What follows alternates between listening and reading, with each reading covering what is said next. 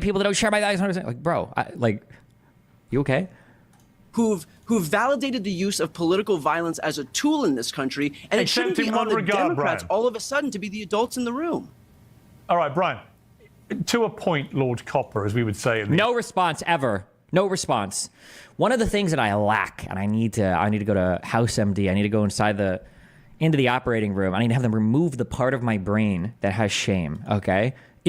I envy this, that when somebody challenges me with an argument or says something that I'm incorrect about, I have this weird human-like need to correct it. Or be like, wait a second, I didn't say that, or no, hold on. Piers is shameless. You can just say 20 things and he'll just like roll on through without any response or any acknowledgement whatsoever with what we just said. He just keeps on going. Okay. What's in the room? All right, Brian.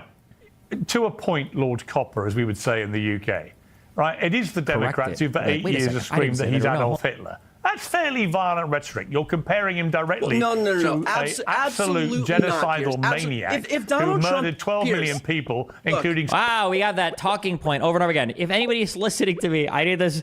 Please. When Hitler was the leader of Germany, he did not murder 12 million Jews on day one, okay? Stop using that stupid comparison, all right? Even if you wanted to compare Trump to Hitler, that wouldn't be the way, or even if you wanted to say it was a bad comparison, that's not the way to fight the comparison, okay? That's not the way to fight the comparison. If you want to say that Trump is like a Hitler, you wouldn't say, well, has he killed 12 million people? No, Hitler didn't for the first 15 years or whatever of his leadership, of his political career either. Like, why do you keep saying this? 6 million Jews in a Holocaust. So when you do that, that is violent rhetoric.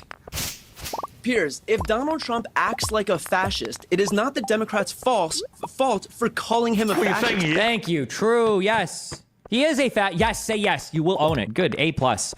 He's going to say, are you going to say he's acting like a fascist? And he's going to say, yeah, he does. That is his behavior. No. He is Hitler? No, absolutely not. But I'm saying... Brian Tyler Cohen. Okay.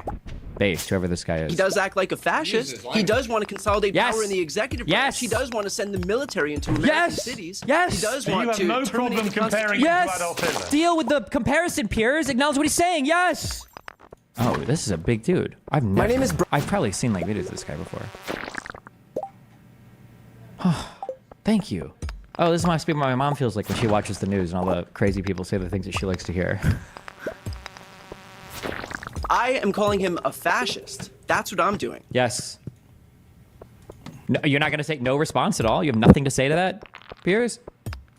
Okay, let me bring that to you. By the way, doesn't J.D. Vance call him out? He didn't. He was equally wrong. And didn't Donald Trump use language like vermin of the people, like basically echoing the language? So do you think it's right to compare him to Adolf Hitler? I don't like comparing people to Hitler, but I will say that... But? There's a but here? There's a but there? Yeah, why don't you let him finish his sentence? Here it comes. Yeah. If you talk like a fascist, if you act like a fascist, tell me a little bit about this mass deportation, Piers. Oh, actually, you can help me with this. No, I can help you. I can help you. Oh, hold on. You're my guest here. You're my guest is supposed to represent. One question. I know you're. Anthony Weiner has such good stage presence. But like all great men. Well, no, that's not. Never mind. That was too edgy. I want to play the part of Donald Trump's defender, but let's have another that actually does it. I'm playing the part of the moderator. Actually, both can do it, or all four of you can do it. Anthony, try and contain yourself.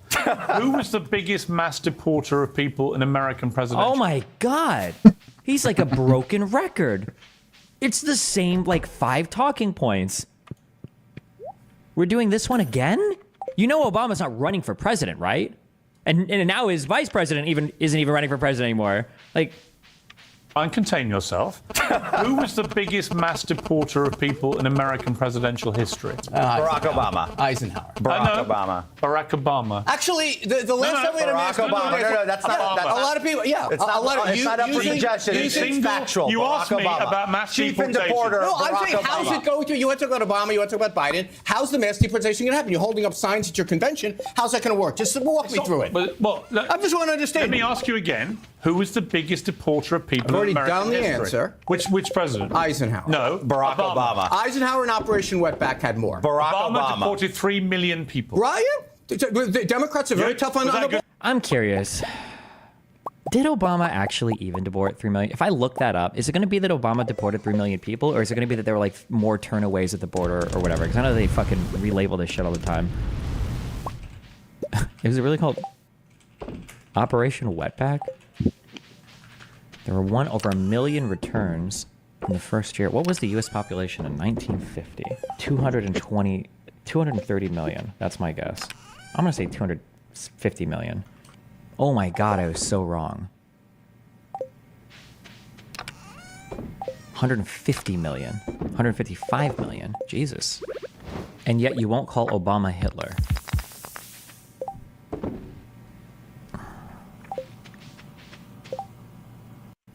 Jesus. And yet you won't call Obama Hitler.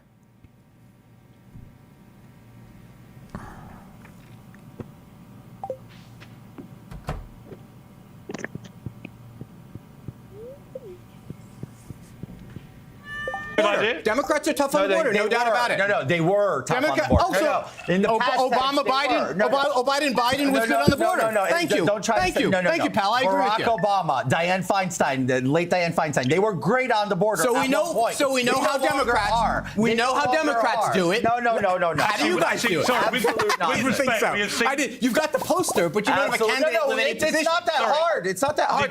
Oh, good. Hey, hold on, Piers. I want to hear this. Start with every hotel here in Manhattan. And do what? Just empty to vacate them out. What do you mean vacate them out? Get them back home. Who's going to do that? Who are you going to hire to do that? You have ICE. You already have the system in place. So they're going to go. ICE, by the way, ICE is about 4,000 people. You're going to deport 12. Okay, tell me a little bit more. Small government Republicans. You want to expand ICE to walk the streets, ask people for their papers. We did that after 9/11. Anthony, you remember? He has such good state. Cuomo does too. Why do they? More small government Republicans. You want to expand ICE to walk the streets, ask people for their papers. We did that after 9/11. Anthony, you remember? He has such good state. Cuomo does too. Why do they all? Can we just like? Oh my God! I just realized what we need. We just need an Epstein to recruit a bunch of young-looking 18 to 20-year-old girls, and then we can just hire them all. Okay, so jobs program, get them off the street. Okay, and then we can supply them to our sexual deviant politicians so that they can have their fun. Jobs program for women, and then we get them fighting on these shows. Okay, boom. We call that a win-win-win. What did we say about fascism? You were a congressman. I know it's that after 9/11. By the way, where are you going to deport them if we don't have extradition deals with them? Does deporting 3 million people make you a fascist then, by your criteria? Don't call the dumb sexual. Well, Wiener's problem was I'm pretty sure. I don't want to misquote. I guess it'd be bad to fuck his reputation. Wasn't he sexting? Was it a 15-year-old girl?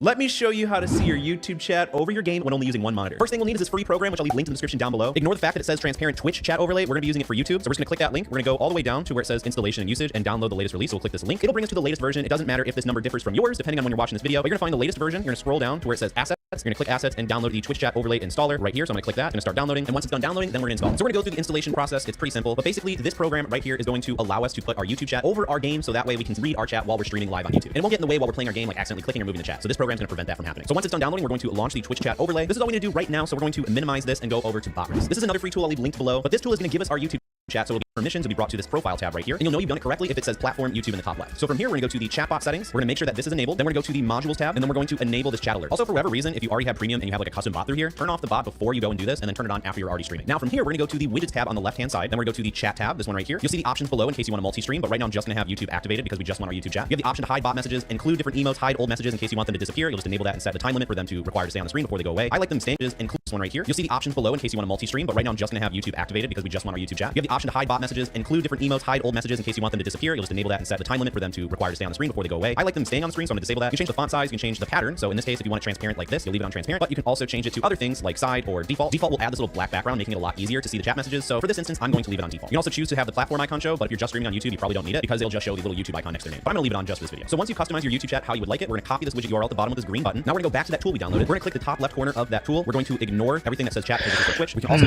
for the general, they'll just show the little YouTube icon next to their name. But I'm going to leave it on just for this video. So once you customize your YouTube chat how you would like it, we're going to copy this widget URL at the bottom with this green button. Now we're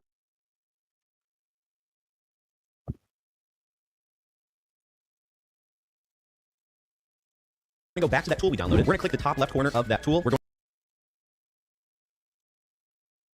going to ignore everything that says chat because this is for Twitch. We can also go to the general. You can do some quality of life stuff here, but it really doesn't matter. But we're going to go to the widgets tab. From here, we're going to paste in that URL that we just got, and we're going to click create. Then we're going to click save, and you can see that we have this little box next to it, which is going to be our YouTube chat. However, we still got a couple more steps in order for it to work. So let's go over to our YouTube channel. If you guys are wondering what the heck this is above my head, it's basically my secret weapon on how I grew both my YouTube channels. It basically tells you which of your video ideas is going to rank in search description down below in community. Then you can see I have Botrix modded here. So what you want in the top right corner, type in and it's going to mod Botrix, allowing it to post. It says public, which will allow Botrix to go into your YouTube stream to be able to post the messages so we can read them. So if you don't know how to change it to public, just hit edit and then go to details and go down and change it to public. But we haven't started streaming yet, so nothing's actually started. So I'm going to open up OBS Studio or whatever streaming software you're using. If you've never streamed before on YouTube, then all you have to do is copy your little stream key here. So I'm going to hit copy. We're going to go to our streaming software. From here, we're going to go to the settings in the bottom right corner. We're going to go to stream. We're going to change our service to YouTube, and then we're going to use Stream Key Advanced. I'm going to paste in the stream key we just copied, hit apply. Okay. From here, we're going to start the actual live stream. So I'm going to hit start streaming. It's going to start the live stream over on YouTube. Let's go check it out. You can see that we are currently live on YouTube. Our privacy is public. So now all we have to do is wait for Botrix's message to show up in chat to say that it's connected. But we want to make sure that we change top chat over here to live chat so we can see all messages. So now we just want to wait maybe like 30, 40 seconds, see if Botrix's message pops up. And if it doesn't pop up, we're gonna go back to Botrix. We're gonna go to the chatbot tab on the left-hand side. We're gonna turn off the chatbot, give it like a second. Now we're gonna turn on the chatbot. Let's go back to YouTube. Now you can see that Botrix has posted the message, which means it's connected to our YouTube chat. So we can go back to the first tool that we got. And if for whatever reason you go to click on it because you minimized it and it's not there, all you have to do is go to this little arrow in the bottom right, show hidden icons, and then go to this little Twitch chat overlay bubble, right click, and hit reset window. And you hit no on show settings, and you can get your window back. So as you can see, it has our YouTube chat right here. And just to confirm that, I'm gonna go to YouTube and type a few messages. I'm gonna go in the chat and type testing, testing, 1, 2, 3, or 2, 3, 4, because I can't spell. And type a couple more messages. You can see that the right about there, and put it in, let's say, the top quirks. There's a few quirks about this that you need to know in order for it to work properly. The first one is that you want to make sure you're playing your games in borderless mode or windowed mode. If you play it in just full screen mode, then it's not going to work. So if we go to our video tab and then we change full screen on to borderless to off to on, then you can see that if we're just regular full screen. Girl.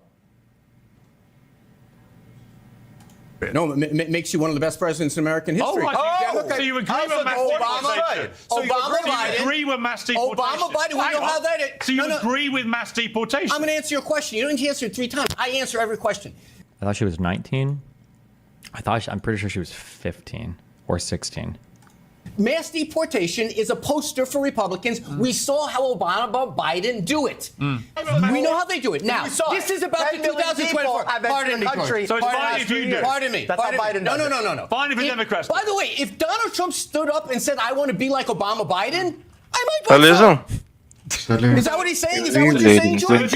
You want to be like Obama, Biden? I want to make sure I understand. What about the one who has left? Does she want to do that too? Okay, let me come. Like, it is true. It's such a ridiculous talking point. Y que vaya el martes con unos choris con los vagos. Con Luca, con todo el... ¿El martes? ¿A dónde? Sí, a la noche. ¿En la casa de Luca? Ah, ¿y qué? ¿Por qué hacen eso? Nos juntamos a jugar fútbol y después nos vamos a comer en la casa de Luca, chori. Ah, pues... Igual, si vos no querés mirar el partido, va a estar Davico y Fernando ahí en la casa de Luca haciendo el fuego y eso, si querés estar ahí. O con nosotros, como quieras. Pues eso. ¿Qué partido es? Ay, Miguel. No, vamos a jugar al fútbol. Ahí a la vuelta. Pensé que salimos a jugar fútbol y nos chori. Un martes. No, bueno, está invitada. Solo hombres nomás.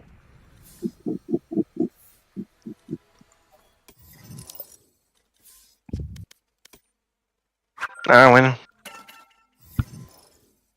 ¿Entras ahí? Banca. ¿Cómo que banca? Podríamos tener.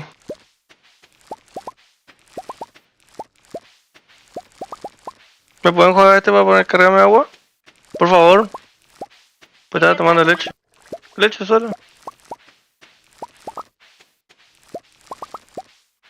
Sí.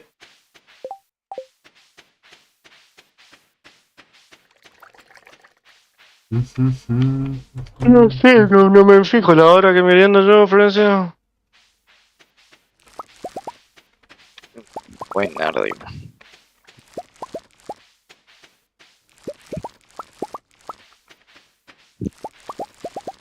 Yo también.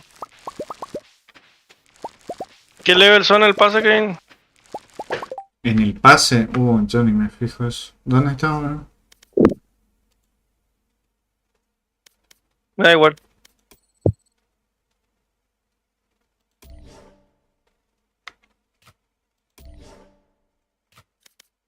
¿Dónde se ve eso? Yo soy 38. Y ahí arriba al lado de la casita dice pase de batalla. De la casita. Ah, acá.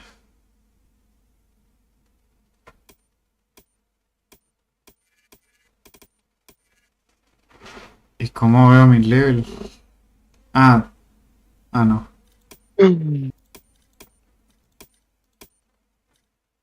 30 y... Lo verde es lo completado. A ver.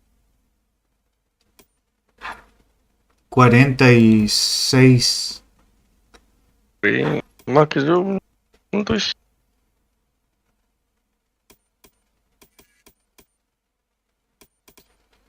Ya no hay nada más gratis. Para adelante. Sí, boludo. Después del 50 tenés una pistolita gratis. Pensé que era el candado, ese ya... Mirá, una pistolita. La clase gratis. Güey, boludo, hay que llegar a eso. ¿Y cuándo termina esto? Hay que llegar, En 33 días. Le llega de Nash, boludo.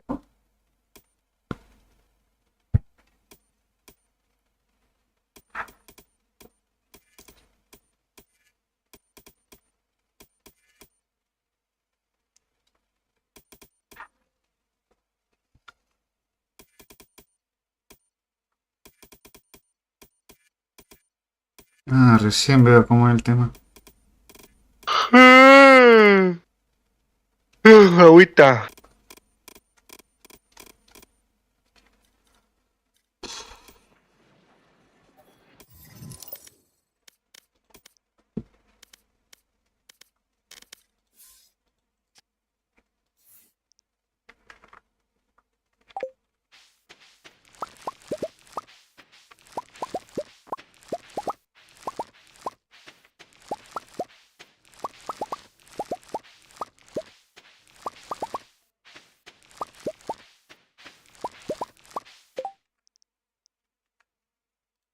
That like people would engage with it more, but I guess there is no real politics. There is no real engagement.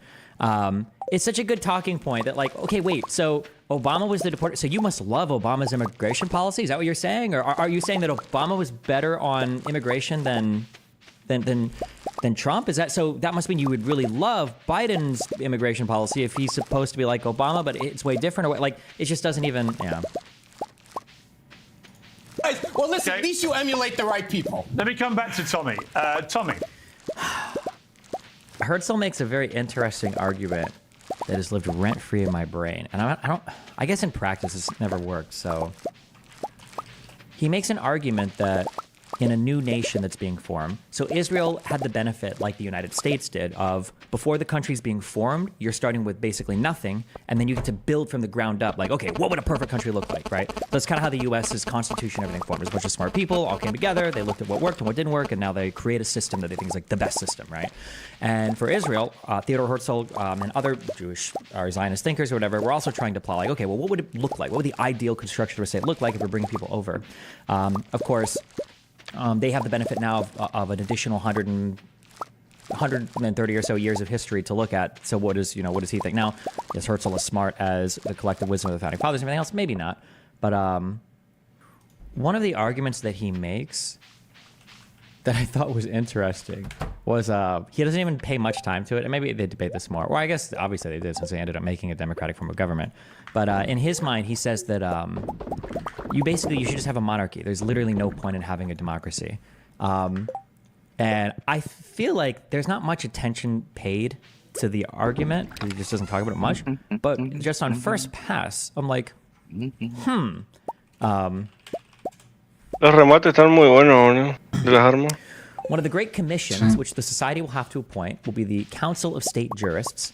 These must formulate the best, that is, the most modern constitution possible. I believe that a good constitution should be of a moderately elastic nature. In another work, I have explained in detail what forms of government I hold to be the best. I think a democratic monarchy and an aristocratic republic are the finest forms of a state, because in them, the form of a state and the principle of government are opposed to each other, and thus preserve a true best. I think a elastic nature. In another work, I have explained in detail what forms of government I hold to be the best. I think a democratic monarchy and an aristocratic republic are the finest forms of a state, because in them, the form of a state and the principle of government are opposed to each other, and thus preserve a true balance of power. I'm a staunch supporter of monarchical institutions, because these allow of a continuous policy and represent the interests of a historically famous family, born and educated to rule, whose desires are bound up with the preservation of the state. But our history has been too long interrupted for us to attempt to direct continuity of ancient constitutional forms without exposing ourselves to the charge of absurdity. A democracy without a sovereign's useful counterpoise is extreme in appreciation and condemnation, tends to idle discussion in parliaments, and produces that objectionable class of men, professional politicians. Nations are also really not fit for unlimited democracy at present, and will become less and less fitted for it in the future. For a pure democracy presupposes a predominance of simple customs, and our customs become daily more complex with the growth of commerce and increase of culture. Le resort d'une démocratie est la vérité. I don't know what the fuck that said wise Montesquieu. And where is this virtue? Where is to say this political virtue to be met with? I do not believe in our political virtue. First, because we are no better than the rest of modern humanity, and secondly, because freedom will make us show our fighting qualities at first. I also hold a settling of questions by the referendum to be an unsatisfactory procedure, because there are no simple political questions which can be answered merely by yes and no. The masses are also more prone, even than parliaments, to be led away by heterodox opinions and to be swayed by vigorous ranting. It is impossible to formulate a wise external policy in a popular assembly. Politics must take shape in the upper strata and work downwards, but no member of the Jewish state will be oppressed. Every man will be able and will wish to rise in it. Thus a great upward tendency will pass through our people. Every individual will be trying to raise himself. Hence I incline to an aristocratic republic. This would satisfy the ambitious people. It was interesting though, like basically his observation was that why waste all the time in having a class of politicians and in doing political debate, and like the problems are too complicated anyway, like fuck all this bullshit. So like just have like a monarchy basically that is tied with the country, and then have that family basically trained to rule, and then they do all the ruling. Maybe you have like some aristocratic republic, like a body of representatives that do that. But I just thought it was an interesting, because then I wonder for the U.S. I was like, man, we do waste a lot of time debating politics, but maybe it's good, maybe it's not good. Yeah, I can't tell all the time.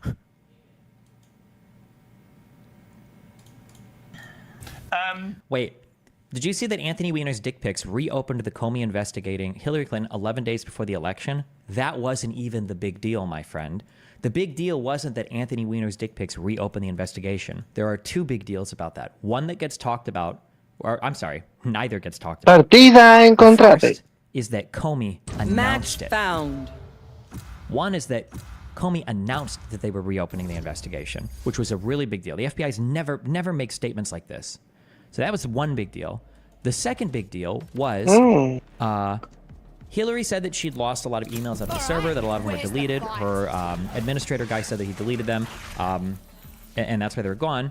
And opening all of those emails on Anthony Weiner's computer were a bunch of emails that the FBI hadn't gone through. So if it was the case, as Republicans said so many times, that they intentionally deleted those emails because there was something to hide, nothing came out of the computer that was like bad or compromised or anything horrible. Just as a heads up. Nobody talked about that either, so. Well, at least you emulate the right people. Let me come back to Tommy.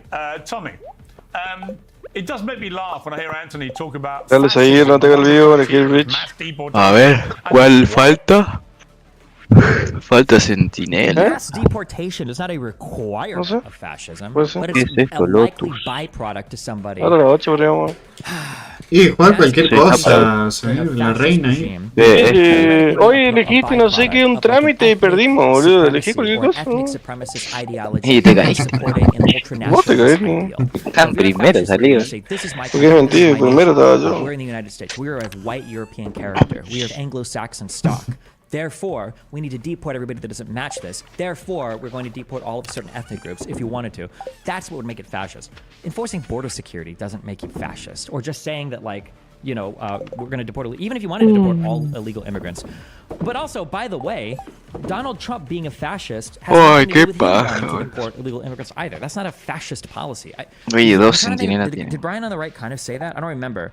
Like, if you wanted to argue fascism in terms of Donald Trump's policies on the border, the two things that you would hit would be his using the military to try to do border policy because he couldn't get support in Congress to do it. That's a huge red flag, right? That's an executive branch taking power for itself. That's always should be a red flag. And the second thing would be him wanting to ban Muslims from immigrating to the country, enforcing a type of religious ban, ethno-religious ban. Those would be the two things you don't want, not deportations. A Republican can come up and say, hey, I want to deport every single illegal immigrant in these United States. Tengo que comprarme un autito para hacerle correr a la mora. Million, however many are left. We're Mexican. That wouldn't make it, or Hispanic. Uy, cómo corre, boludo. The border policy is like a huge red herring thing.